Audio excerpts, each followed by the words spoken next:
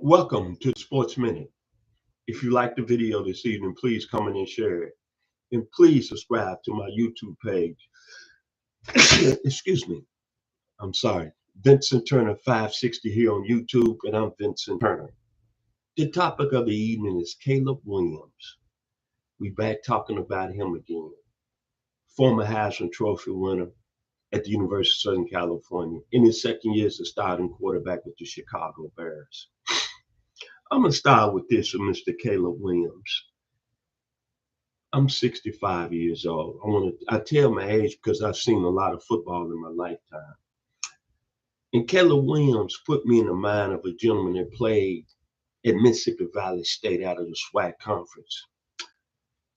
And they had a quarterback by the name of Willie Cotton. And I remember the great season that Mr. Cotton had in 1984.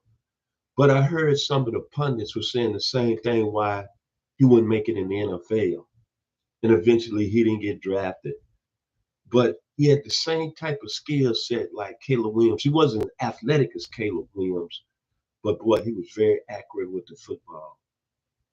Delivery was off the chain. Release quickness, something special. That touch was something special with Mr. Cotton. And most of all, he had great field vision. In that 1984 season, Mr. Cotton threw for 50 touchdowns and 4,572 yards. And he played in an offense called the Satellite Express, coached by one of the greatest coaches ever that doesn't never get his flowers, the gunslinger himself, Mr. Archie Cooley. But there was a gentleman that played on the outside that Mr. Cotton was throwing the football to. I think you heard of his name. His name was Jerry Rice. That year he had 112 receptions, over 1,845 yards, and 27 touchdowns.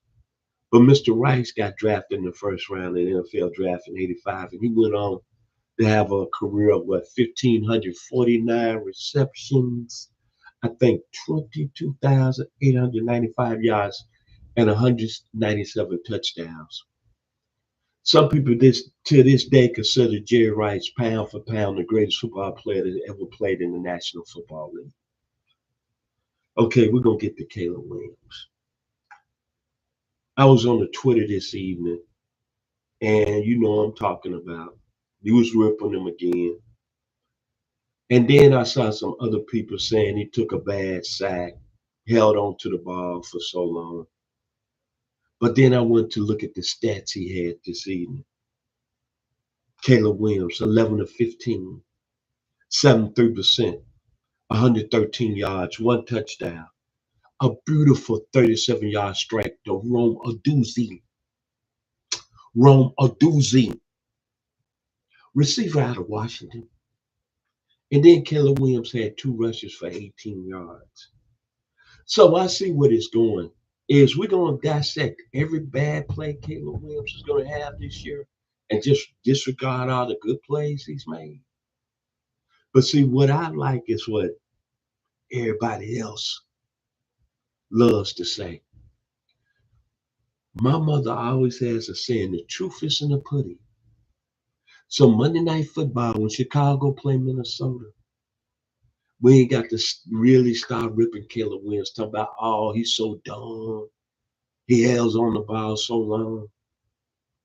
Monday Night Football, you're going to be the only game on the national stage. And you people, I feel sorry for you because Caleb Williams going to make all y'all look like damn fools. Now, this is the thing about Caleb Williams and Willie Cotton. Willie Cotton didn't get his chance, but Caleb Williams is getting his chance.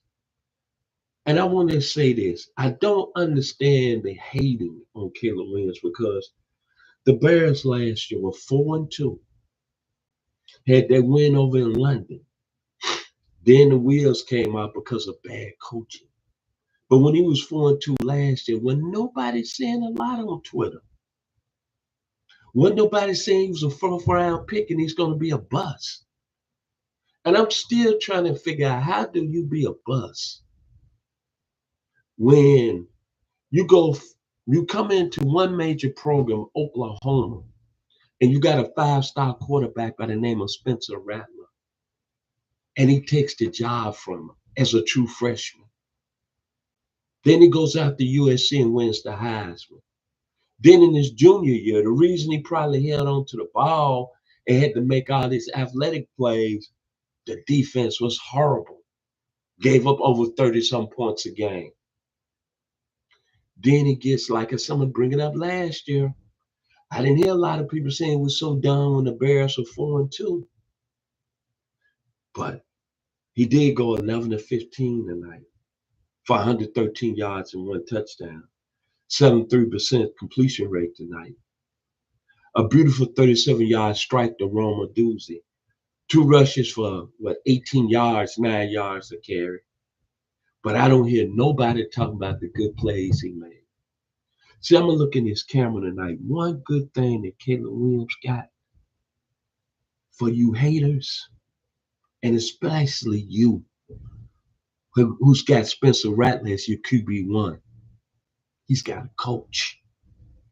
He's got a coach now in Ben Johnson. Remember, Ben Johnson turned Jared Goff's career around. Just think about that. He's got a coach in Ben Johnson. And then last week, think about that first drive he had against the Buffalo Bills opening the game. And then think about tonight. And you still dissecting his bad plays. Dissect his good plays. Please do. But Caleb Williams is Willie Totten too. Accuracy A+, delivery A+, release quickness A+, touch A+, field vision A+. Warriors come out to play. Caleb Williams come out to play. If you like the video this evening, please comment and share it. Please subscribe to my YouTube page, Vincent Turner 560. I'm Vincent Turner. I'm a Caleb Williams fan and I'm pulling for him. Caleb, don't prove me wrong, but man. Go back to when you was at Oklahoma, when you had to come in there and you had to sit behind one Spencer Rattler. I remember what you said. You said you worked harder than ever. Prove these people wrong this evening and for the 2025 season. God bless.